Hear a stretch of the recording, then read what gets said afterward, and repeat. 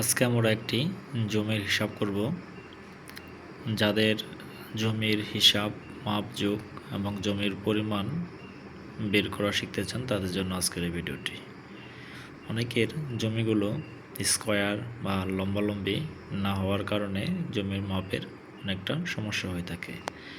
আজকে আমরা যে জমিটি পরিমাপ করব, উপরের বাহুটির দৈর্ঘ্য হবে 250 ফিট, নিচের বাহুটির দৈর্ঘ্য 270 ফিট, এই পাশে রয়েছে 120 ফিট এবং অপর পাশে রয়েছে 140 ফিট।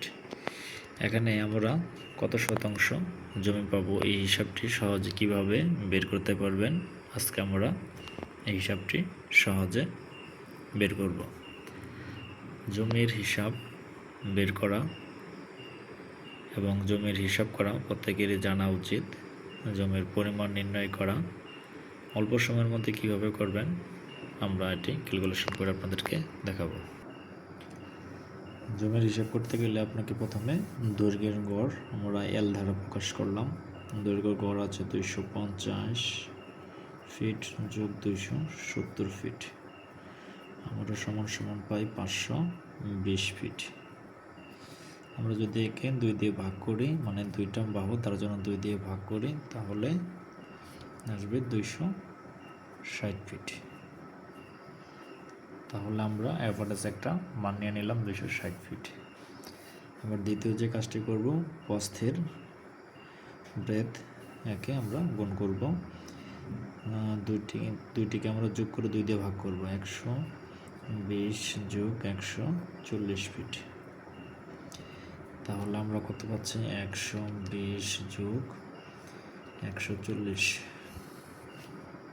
তাহলে আমাদের যোগফল আসে 260। আমরা যদি 2 দিয়ে ভাগ করি তাহলে মান আসবে 130 ফিট।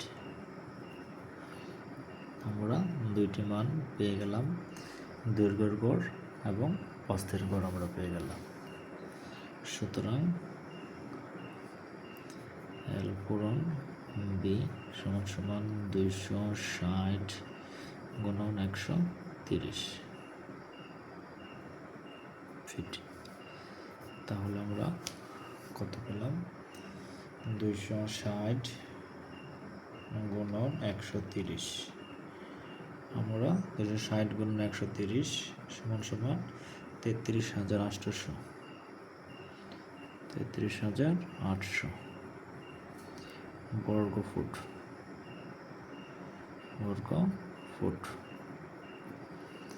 আমরা বর্গ ফুট পেয়ে গেলাম। একে যদি আমরা 435.6 দ্বারা ভাগ করি তাহলে শতাংশ এসে পড়বে। তাহলে আমরা যদি 33,800কে যদি 435.6 দ্বারা ভাগ করি তাহলে আসবে 77.59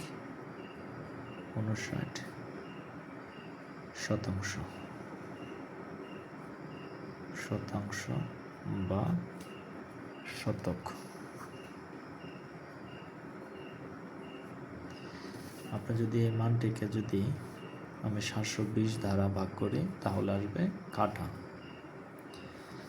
এটা হলো 1 শতাংশ জমি সমান সমান 435.6 বর্গ ফুট, তার জন্য আমরা 435.6 দ্বারা ভাগ করেছি।